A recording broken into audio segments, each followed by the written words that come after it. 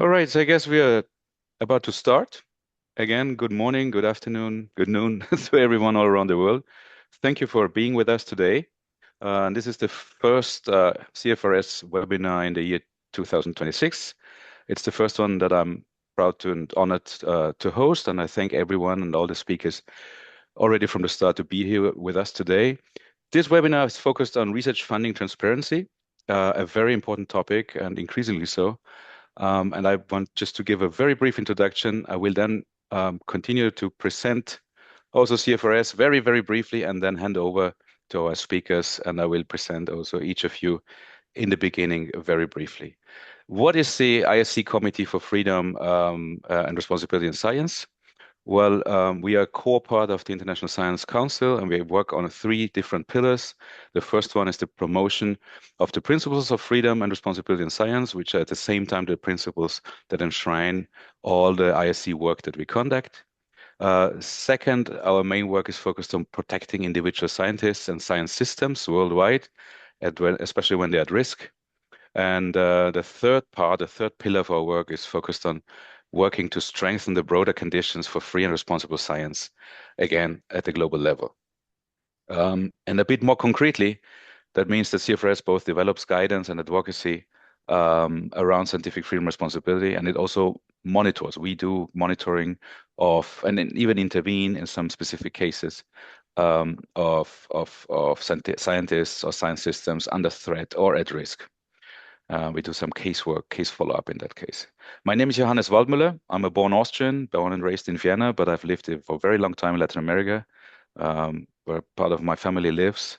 So I consider myself Latin Austrian, if you want, and I've took over the position as Executive Secretary for the Committee for Freedom and Responsibility of Science at the end of last year. Some of you might know Vivi Stavro, my colleague who retired in January this year. And I'm very honored, again, as I said, to have this wonderful panel today on the issue of research funding transparency. With this, I would like to introduce the first speaker, Craig Callender. He's the Tata Chancellor Professor of Philosophy at UC San Diego and co-director of the Institute for Practical Ethics. He has been working on issues of research transparency for a very long time. He focuses on questions of philosophy of science, the nature of time especially, and his book, What Makes Time Special, won the Lakatos Prize in 2018 and the 2022 Suppes Prize. Craig, please go ahead and tell us about your considerations. Thank you very much. I'm delighted to be here. I miss being on CFRS, where I could have met you better, but I'm happy to have a chance to still interact with all of you. Let me see if I can share my screen. Let's see if I can get this down. Do you see that? Yeah, perfect. Yes. Okay. Okay, so I'm going to talk a little bit about we, uh, why we should have this position, why we made this position, and uh, hopefully, other groups will be encouraged and use this as a reason for adopting something like this themselves. So why? Well, basically because of disinformation. So you have many groups, say that disinformation is really one of the top global threats that the world faces. So the UN Global Risk Report, issued a wake-up call about misinformation, disinformation being viewed as top global threats. World Economic Forum, both in 2024 and 2025, it was rated in surveys as one of the top short-term risks for the world. And then recently we saw, at COP30, a declaration on information integrity on climate change. That was the first time information integrity has risen to that level. And so there's a lot of concern about this, and rightly so, I think. You can see, I think it's important to stress what's going on is that it's not just greenwashing or ethics washing, but really it's more like a public health crisis. So everyone here is probably familiar with what's called the tobacco strategy. This was the many, many decades long effort to discredit and shape health science by tobacco. There's tons of evidence of what happened. Despite the link between tobacco and lung cancer being pretty clear in the 1950s, 60s, even known a little bit before, much before, in even the 1920s. Still, this sort of link was obscured. The evidence was actively manipulated by the tobacco industry. This is despite tobacco being the most deadly product that human beings have ever invented, really. And so it's killed an estimated 100 million people last century. It'll kill another 100 million or more this current century. And funding researchers played a substantial role in their delay tactic, and often this funding was not disclosed. Same kind of thing happens with climate delay. Again, you have a massive decades-long effort to discredit climate science and shape climate policy. A lot of that is not disclosed. It's huge sums of money. We don't know all of this. We have tons of evidence about it, and it continues. We see this from many, many other groups as well. And so you can see that really we're looking at, if you think of the costs of not doing anything on climate change, if you think of the costs of, health costs of, various chemicals and pesticides not being regulated when they should be, you end up having, really it's more like a public health crisis than just greenwashing or, just a company massaging its image in some way, curating its image. And we know how it works. Many people who've worked on disinformation have worked on this for decades, and so we know how it works. And I can point you to literature. Just email me if you want about this. But there are large groups like the Climate Social Science Network and others that really trace how this ecosystem works. And again, lack of disclosure is a big part of it. That happens in the dark is important for it to work. And I found when I talk about this that it's useful to sort of describe a couple of cases to sort of show that it's not as simple as people often think. So it's kind of artificial maybe, but I like to divide it into three types of influence. One is just sort of outright corruption, and then one I would call sponsorship bias, and then another one is looking at these kind of network effects, which are more subtle. So corruption would be just cases where, researchers just given money, to write an article with a predetermined outcome.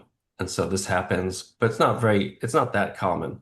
It's not the biggest part of the problem, I think. But there are many cases though where people are just handed over money and then they don't disclose where they got the money, and then they write an article with a predetermined outcome by the vested interest. More interesting is sponsorship bias. So people say, well, the research funding doesn't affect my outcome. But we know all these great scientists are often saying that, but they often become very unscientific when they do that because there's decades of science looking at the fact that the money does affect the outcomes in many ways. That doesn't necessarily mean the science is bad or that there's any misconduct or anything like that. But there are just, lots and lots and lots of little decisions that go into research design, what you choose to study, all sorts of things. And so you have this, massive Cochrane collaboration review, looking at industry sponsorship and research outcome. This one cited here is in Big Pharma, but you can find other things like this. So this is also if you're looking at not just research publications, but just sort of emissions from climate, from institutes and centers, what sorts of things do they put out on social media, blogs, white papers, things like that. And so this study by Doug Elman, that economist at Columbia, looks at the does a sentiment analysis over millions of tweets and things like that coming from different climate policy centers. And it shows a really big gap between the sentiment toward natural gas, sentiment toward renewables, basically a kind of bimodal thing, where depending on if you are funded by fossil fuel, much more the sentiment analysis is much more favorable to natural gas than to renewables. And just, a little while ago, I came across this one. It's a study of different um, unprocessed red meat, the risks of cardiovascular disease. And again, you get a huge difference between the meat industry related ones and the meat industry independent ones. What's going on in this case is that the studies again could all be very good, but what the meat industry ones, what they chose to compare it to, the unprocessed red meat, that made the difference. So they compare it to something less healthy, whereas then the meat industry independent ones that compare it to something more healthy.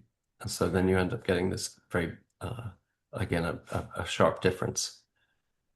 Um, then more subtle are network effects.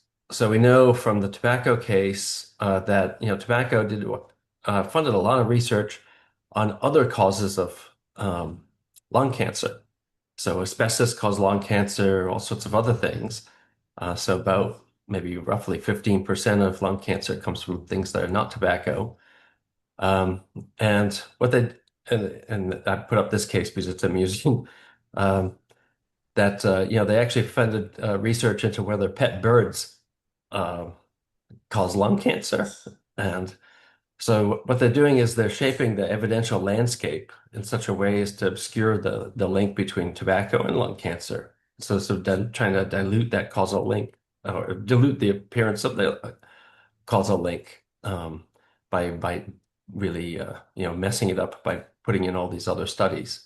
And again, none of those studies need to be bad or anything. But still, I personally believe that all of these should have disclosed their tobacco funding. And so you see this kind of thing happen all over the place. So like Coca-Cola funds obesity research focused on physical activity. Why? That physical activity is good, but they're doing this because they're trying to shift the spotlight somewhere else. Tobacco with asbestos, as I mentioned. British Petroleum, put in a lot of work on personal carbon calculators to sort of shift the blame to the individual rather than the system.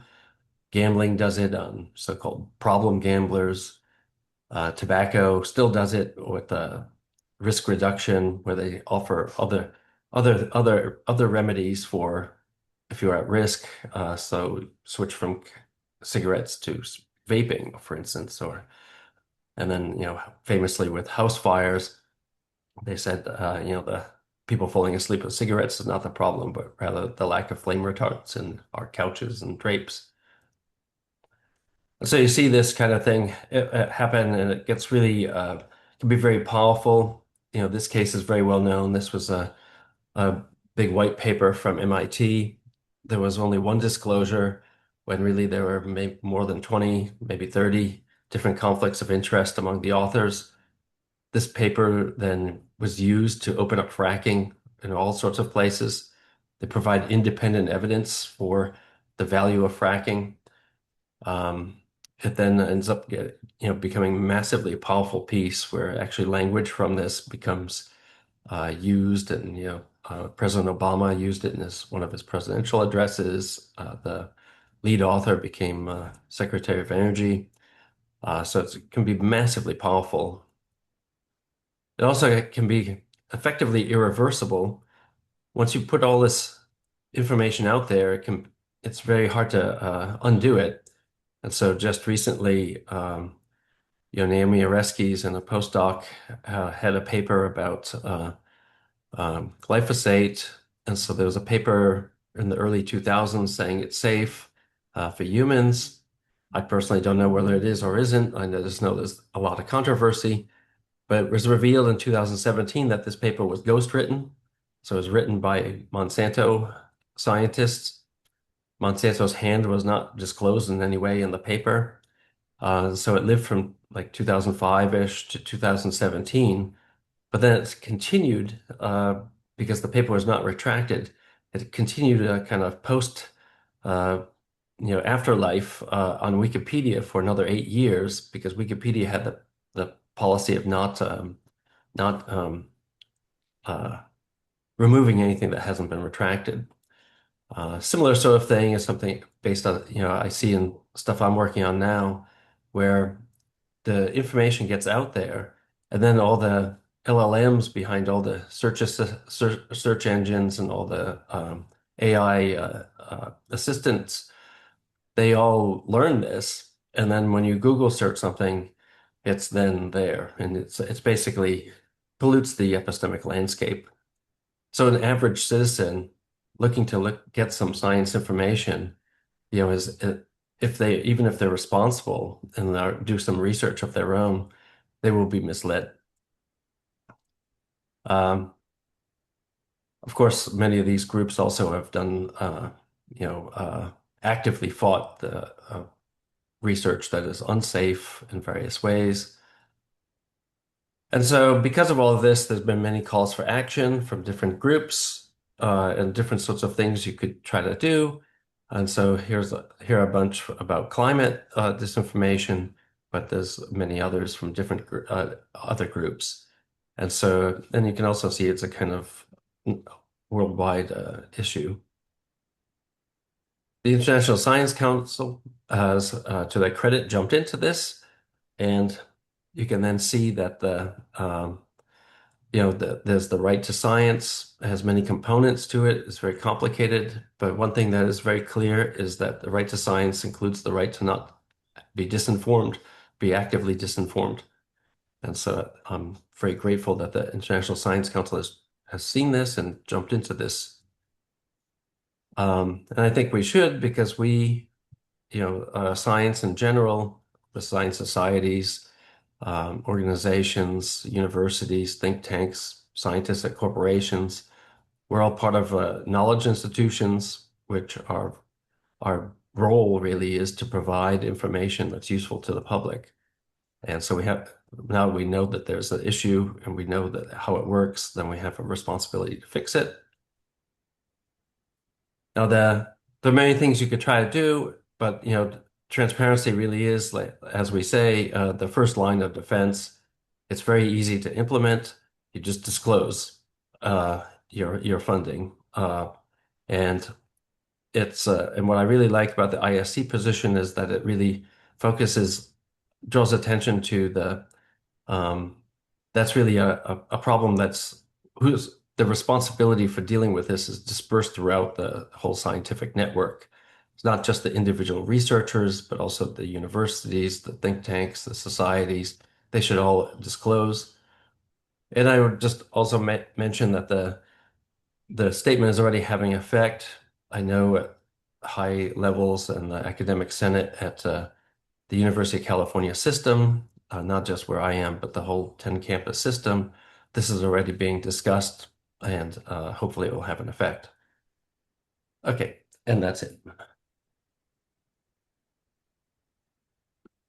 Well, thank you very much, Craig. That has been fantastic. I know there will be a good number of comments and inputs from our audience, but I would ask you to take a moment and listen to the other inputs first because they're not too long, and then we will have a broad discussion bringing it all together. In that sense, I will introduce Roberta D'Alessandro. She's the next speaker.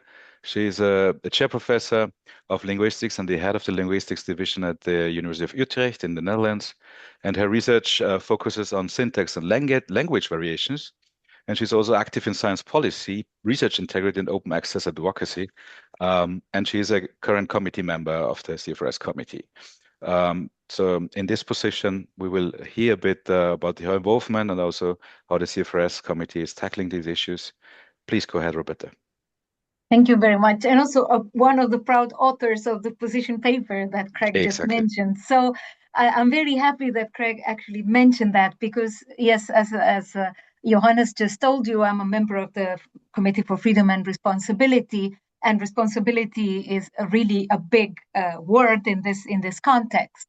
But I would like to start from the fact that indeed we consider that we believe that everybody has the right to participate and benefit from science as a global public good. And not disclosing information about funding agencies, funders with possible vested interests is really a denial of this right. So we take it from this perspective. Freedom and responsibility are both involved into this process of disclosing all the information. And we can start from, of course, responsibility, but with the understanding that, of course, you can think of, so the first thing that comes to mind when I started thinking about this, I was like, yeah, well, you are free to do research with whomever you want, about whatever you want. That would be freedom. But freedom is, of course, not unlimited and unconstrained. With freedom comes responsibility. And the first responsibility of a scientist, and also of a scientific institution is to share accurate scientific information, which is generated properly and not manipulated. And as we just heard, actually, there is corruption, what Craig called corruption, and the explicit manipulation is easier to occur if you do not disclose all that's behind your scientific process. This is risky because then you risk sharing inaccurate information. And this, in turn, impinges on the right and the freedom of other scientists to perform accurate scientific research. The explicit manipulation and the direct corruption is a bit rarer, but there's another source of concern for us, which is so not just, you create fake research and you make it look as if it is legit, but there is the process which concerns the slight manipulation of information, the omission of parts of the information, which can directly tap into the uncertainty, which is part of the scientific process. We all know as scientists that science has uncertainty as a good part of it. We assert what we know so far. And this is a very good chance for people with companies and whoever with vested interest to create their own version of science. So what the playbook union of the playbook, which is like the kind of document by the Union of Concerned Scientists, they call this a diversion. You manufacture uncertainty about science where none exists. So there are some things we do know, but the other parts, they make it look like, well, this could also be, so as to create general uncertainty and to get their results through, their manipulated results. Of course, all of this can be mitigated if people have direct access and direct understanding of all the interests that are behind research. I want to emphasize the fact that this does not mean that we're accusing everyone of trying to manipulate and corrupt science. Most industries, most funders really have at heart the need and the desire to progress and to understand and to see how things actually work. But the best way to make clean science emerge, accurate science emerge, is to actually be completely transparent. There is also one risk that we run, and that's what is called by the Union of Concerned Scientists the screen, which is the buying the credibility through alliances with academia or professional societies, as to make it feel like, okay, a scientist is saying this, and so what we're saying is correct. We should be aware. We should be really aware of this manipulation strategy, because it is very subtle. And much though we do need money, because we know that the fundings, especially public fundings, are less and less. So we are very pushed by many of our governments to actually participate into these big enterprises with a lot of stakeholders.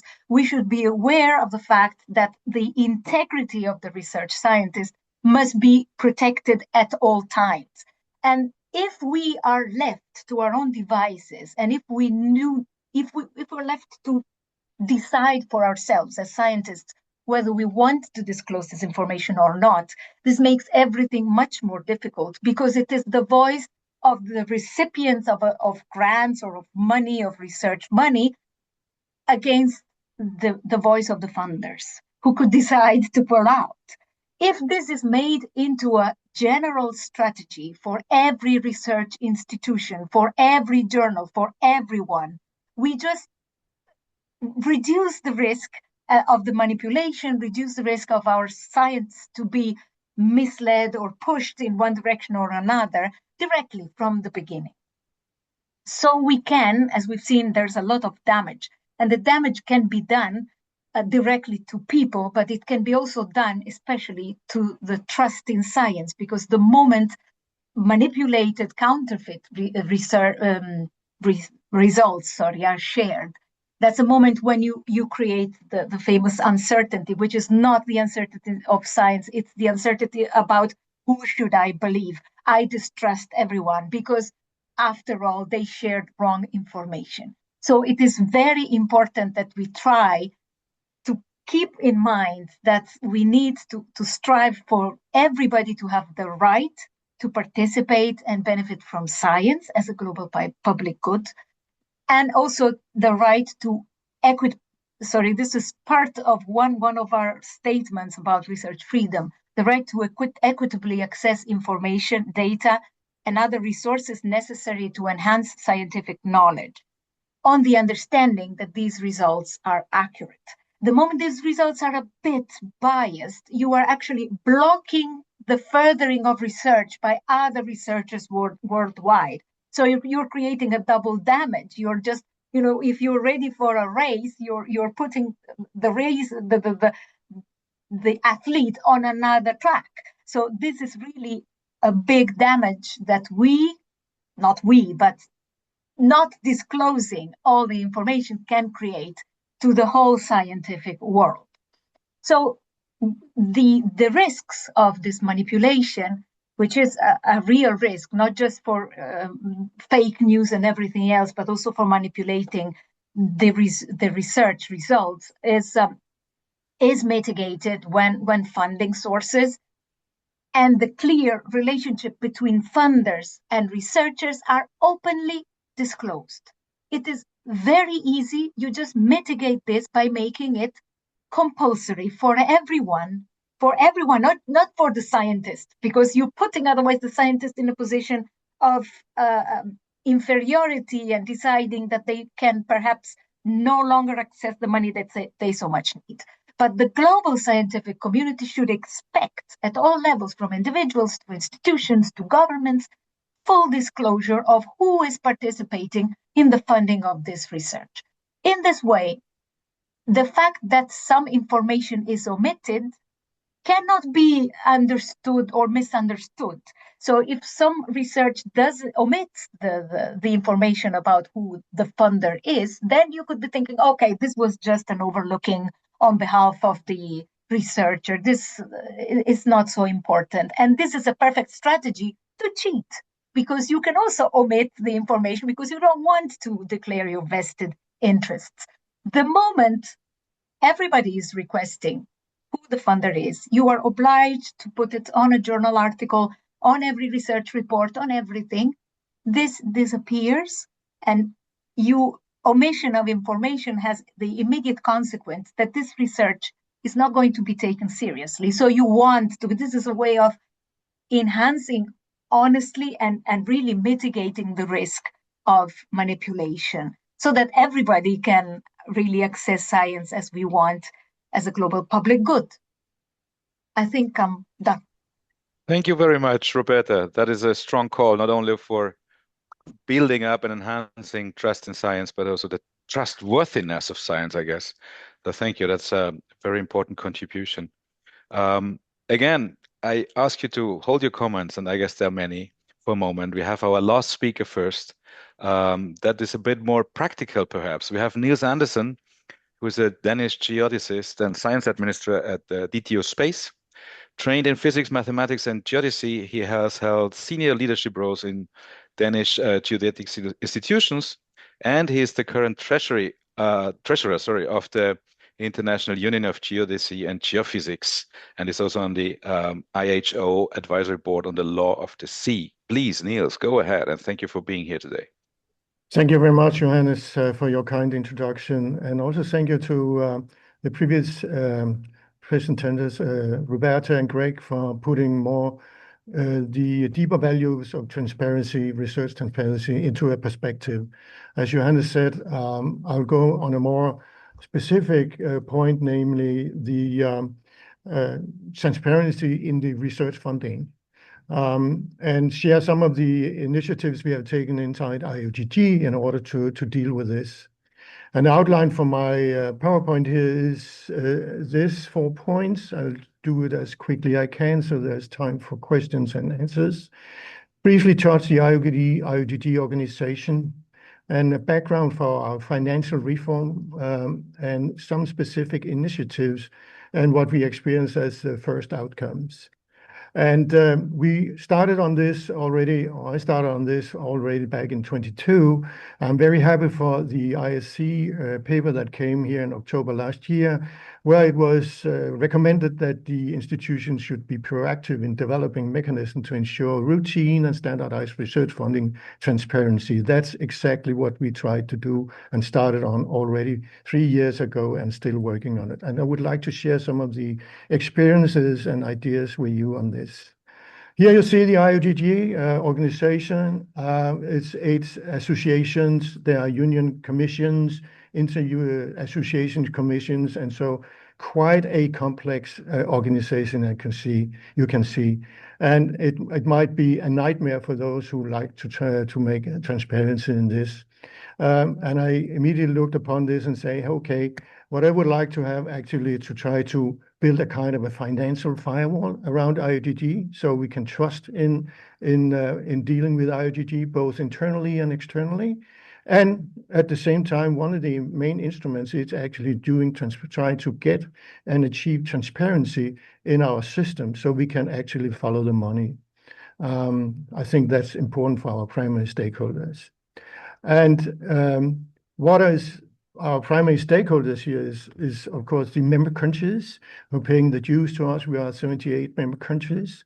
That is of course our mother organization ISC, and then the internally association union commission, and not least international financial organizations. That is financial authorities, banks, and the national adhering body organizations who is actually paying the money, who would like to have some insight and would prefer have some transparency in how their money is used. And it also reflects the fact that I've been a treasurer now for 6 years or 7 years, and it soon became clear to me that being a treasurer in a union is not about having accountants and being accountant. It's all about financial governance. It's about compliance and risk. That's my job. And that's where I looked into this. Let's see for the background for the financial reform, which we work on in IOGG and some of the objectives. That is actually to get an international financial regulation compliance. There are increasing requests for us from international authorities, banks, and etc., that they are confident what we are doing. Of course, get the necessary transparency, both internally and externally, to comply with the primary stakeholders. Of course, try to introduce something which makes all this efficient inside IOGG. Try to look into how can we mitigate risks inside the organization. And of course, most importantly, perhaps, is an improved financial service to the IOGG bodies from the treasurers. Some of the, looking into the international financial rule compliance, I think one of the most important things, and we soon found out, that is actually the governance, documented financial governance. That's to put up systems or documents that describe policies, processes, and the internal control or whatever we are doing. So having documented this is so important. Then, of course, we do country, even institutional screening on our sponsors and who is receiving the funding from us. That's a part of our job to do that, so to secure that the money is spent in the right way and we get the money from the right parties. Then a specific issue is also to ensure legal identity of the IOGG bodies. That is very important in order to comply with the international financial requests we have. And then what we found out, having a very close cooperation with our bank and having running cooperation with them in order to build up a kind of a network where we trust each other and hopefully also have more or less trusted financial advisors on a permanent level. So that was some of the initiatives I think that is important to achieve this compliance with the financial rules.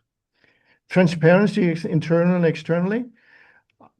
We introduced a certified accounting system, in our case, the economics. There are a lot of systems to doing this. The important point is the certified accounting systems that is needed. And then we have also a very good grant reporting system, and this is closely tied together with the economics. So you can trace each grant and get the financial reports and get the science reports back, and they are tied up. Then we try to do it more efficient in a way that we put up IOGT templates for reporting. So it's based on a more common system. We are putting up also templates for financial reports, both annually and for the grants. And then we look into the audits. And about efficiency, how does it work? Well, we did it in a way we simply outsource the accounting. I mean, it's no longer time for having an Excel sheet by a guy having his local computer. It doesn't work anymore. So we try to professionalize our system, simply outsourcing that to a company. And then also to be more efficient, that we only have one joint financial system, not several financial systems. And also for the main part of IOGT, one single bank, not a lot of a bunch of different banks in different countries, and so which makes a lot of problems. And then, of course, introducing this, getting a kind of a routine. We are more experienced, we are faster and safer in doing these things. And not at least, easy and accredited audit, which is very important to comply with international requirements. So looking at the risks, how we mitigate them. As I said, we outsource the accounting to professionals, to a private entity, and that's a kind of a good way to secure transparent responsibility. We have actually a contract with them. Then on a daily basis, we use two-factor approval. That is, one is actually putting up the transfer. Another one is actually accepting that in a electronic system with passwords and everything. And then we have the one single bank. This, our case is Danske Bank here in Denmark. And then we have this transparent and documented financial transaction system, which is a really good way of risk mitigation. Improve financial service to IOGT bodies. That was one of our main issues also, not only to secure IOGT as such an organization, but we nowadays also spend a lot of time of advice to our bodies on financial issues, inclusive the IOGT Secretariat. What can we do and what can we not do with our primary stakeholders on specific levels? And we also now can offer a finance standardized and joint transparent economic system to all our bodies if they want to use it.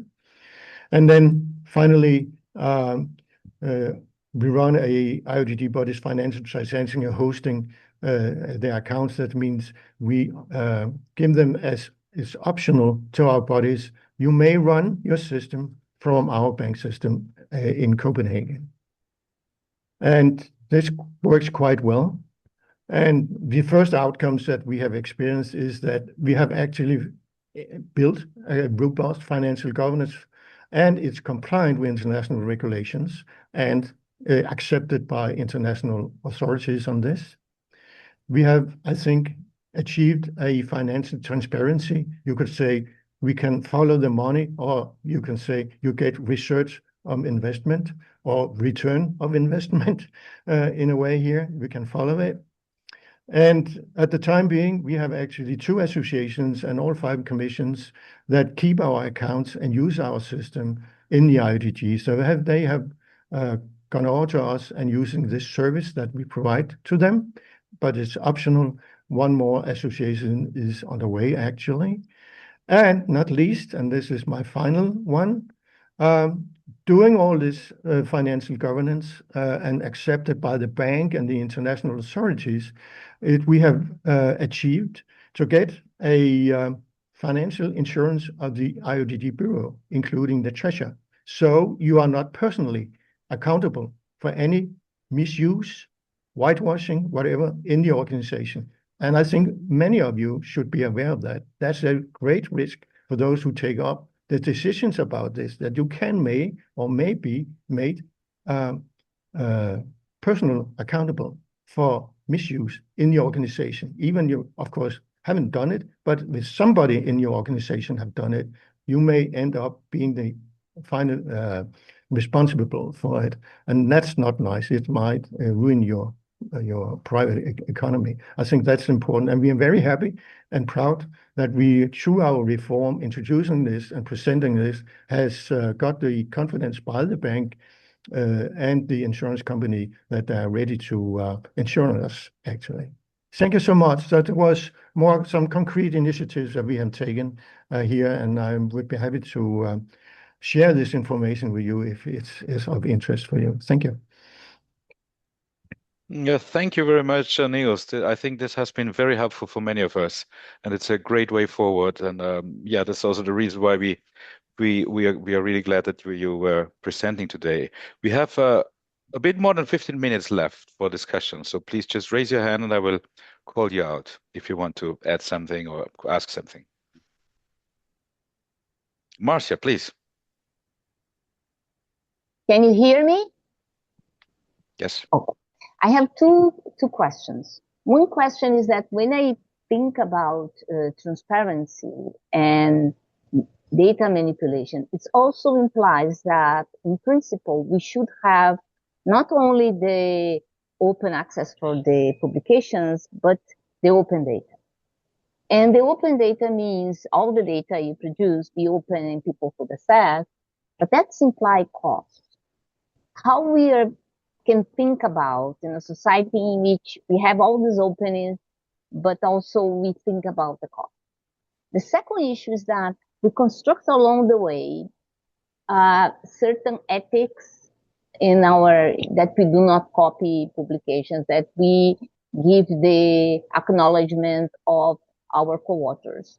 But I don't feel we have the same ethics when we think about funders. And usually the ethics that we construct within ourselves is the strongest regulation. How can you construct also this ethics that we should have our funders made public? Yeah, thank you very much, Marcia. Anyone wants to answer to this question? And let me just say, Marcia Barbosa is the current president of the CFRS. Very glad to see you here. I'm happy to try if you like. Go ahead, Craig. I mean, the first question, that's more than just transparent. That's transparency sort of writ large. That's not. This is just about this declaration is just about funding transparency. Of course, it is in the spirit of the kind of open science movement, but it really doesn't address that.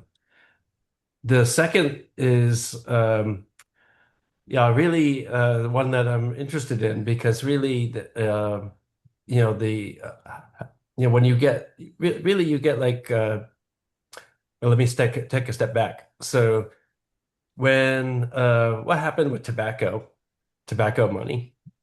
So not that many universities actually said you could not take tobacco money, and not that many, or really very few, have ever demanded transparency about funding. Still, at some point, like a kind of ethical norm took over, where really it wasn't like so cool to say in the faculty club, "Oh, my work on health is funded by Marlboro," and so like a kind of norm switched. And so I think of these like moves, like with transparency and open data and other things, as sort of like external prods, a bunch of little prods that are sort of pushing people to adopt a new norm. And so it became, so that norm swept through biomedicine in the journals, but not many other fields in other areas.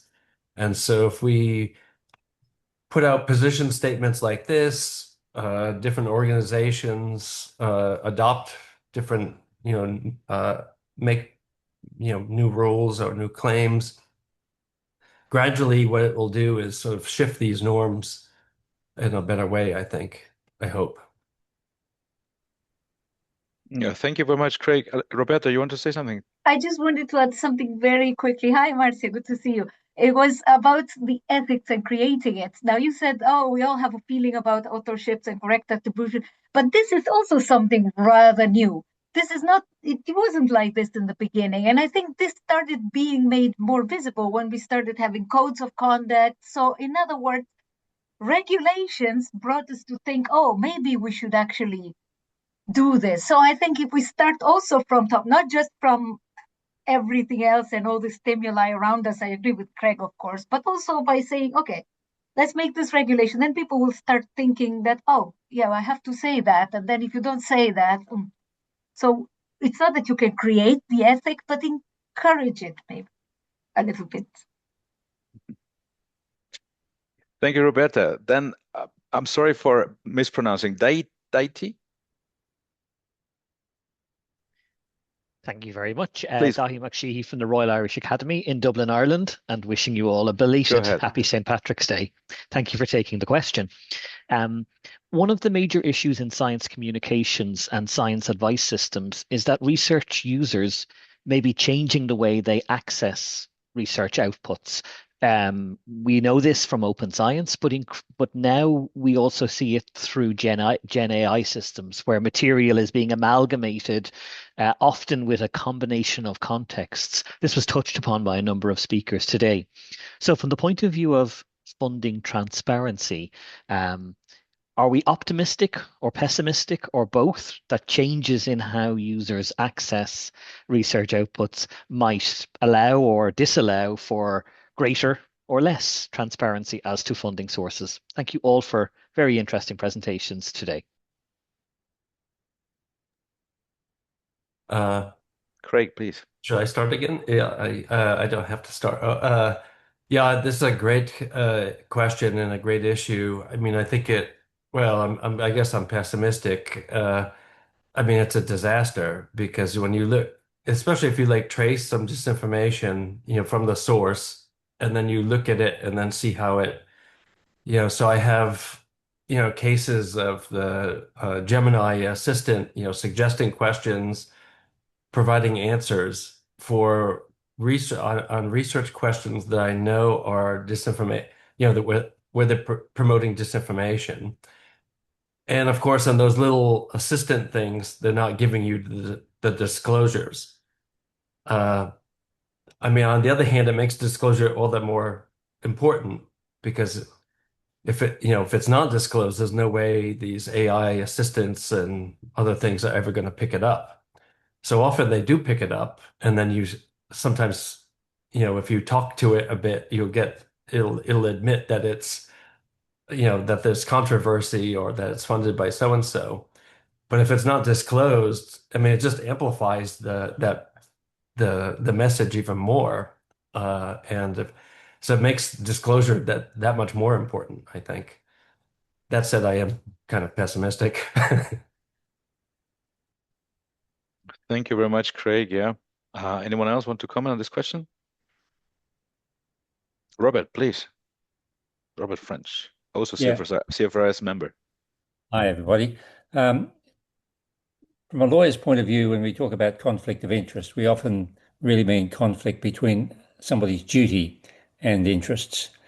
So one might say that scientists have a duty to present research results which reflect the independent application of scientific method, and that trust in science depends upon confidence in the integrity of the process, and that disclosure of funding sources identifies potential interests which could be in tension with the scientist's duty.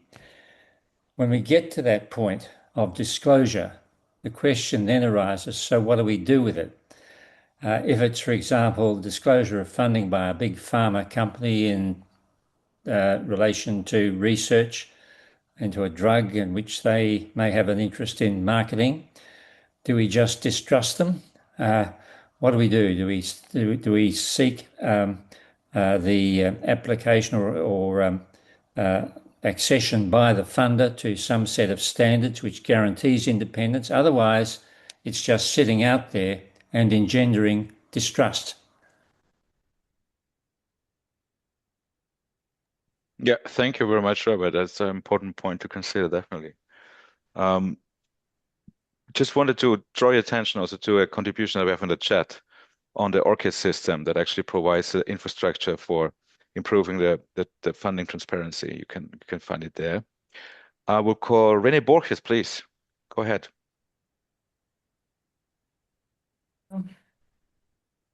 Am I audible? Yes, perfectly.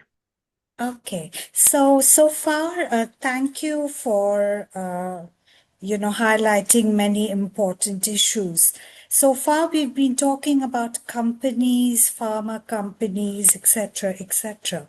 But what about if an individual, a powerful individual with a criminal record or not a very dubious record, chooses to create a foundation for you or fund your research? I think everybody probably knows whom I'm referring to, and I don't really want to spell it out, but how do we deal with those kinds of issues? We've been talking about companies, but what about individuals? And where do we stand in terms of that?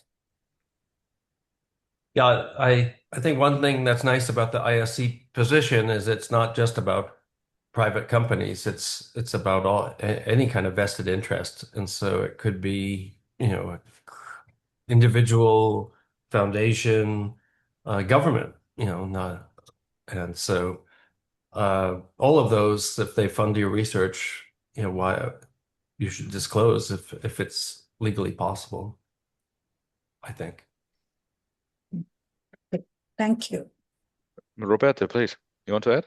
Yes, I wanted to add precisely this. We had a discussion when we're writing this paper, whether we should do it just for private industries and stuff, or for everyone. Also, governments can have interests in this now. And in the end, we decided this is a general problem. And this is a little bit like also an answer to Robert. Robert, what do we do with it? How do we? Well, first, let's make it happen so that if you are tempted to not disclose the information, if you're tempted to kind of have your vested interest in the secret, well, you can't do that. And I think that's already a good deterrent, maybe not the ultimate. And in fact, we say in the paper, we explicitly mention mitigate the effects, not delete or remove. But I think it's a good step in the right direction, precisely because you don't know from which this danger can come and what people then will do ultimately with knowing or having the information. But the fact that the information must be put out there is already a step that people will perhaps stop people from going too easy about trying to push their own agenda. I think more than this, we can't expect. But if it is, for journals, you have your research funded, but your journal is not going to publish it if you don't know, if you don't tell it who. Of course, you can cheat and say and not say it, but then you're going to have to explicitly decide to keep that secret. So it's more difficult, I think. Thank you, Roberta. Niels, you want to chip in here? Yes, thank you. Just a remark. I mean, prior to all this is actually, and I'm sorry to be looked upon as a manager. I mean, it's all about contracts. When we do it at my organization, not the IUDG, but the Technical University of Denmark, and I'm in the space sector. I mean, it's all about the contracts. Prior to all this, you have to make a precise contract on which can be published and not. And it's not only, as René is saying, that's right, if you have these adventurers that are doing something there, we have experienced that in the Arctic and so, but prior to all this, there is a contract. Yeah, we have to be very precise. But we also have to do that when we are dealing with the international space agencies because they don't allow us to publish everything, especially not until a year or two later. And so we have to be very precise here. So I would point on that. It can be solved to a certain degree through the contracts, and we do that at the Technical University of Denmark with quite a good success, I think. Just a remark. Thank you, Johannes. Thank you, Niels. Last short question, Anna, please, Anna Rada. Thank you. Thank you to all the speakers.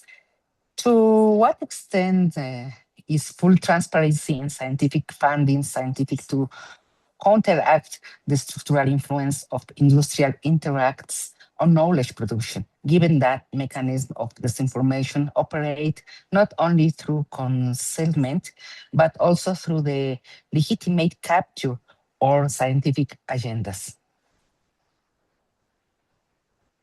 That's a short but a very, very complicated question. Craig, please. Sorry. Yeah. I think also, like Roberta said, and the statement says, it's really just the first line of defense. It's the first step. So it won't necessarily, it's not going to stop, no one thing is going to stop, when you look at this whole disinformation ecosystem, I don't think, transparency is going to stop it. On the other hand, if you think of like some of the examples I gave where hiding the money really was crucial to the what happened and the effectiveness of the disinformation. So in some cases it will be effective, I think. In other cases, I don't think it will be. But it is like the first line of defense. Also, so I often get this question, well, what will it work? And then I say, well, what do you mean by work? And so I think even if it didn't work, it's still the ethical thing to do. And it probably will work in the sense of increasing trust. So there's some evidence of this, because who do you trust more? Somebody who, is hiding something, or somebody who, opens up about what their vested interest is. And so I think it's a great first step.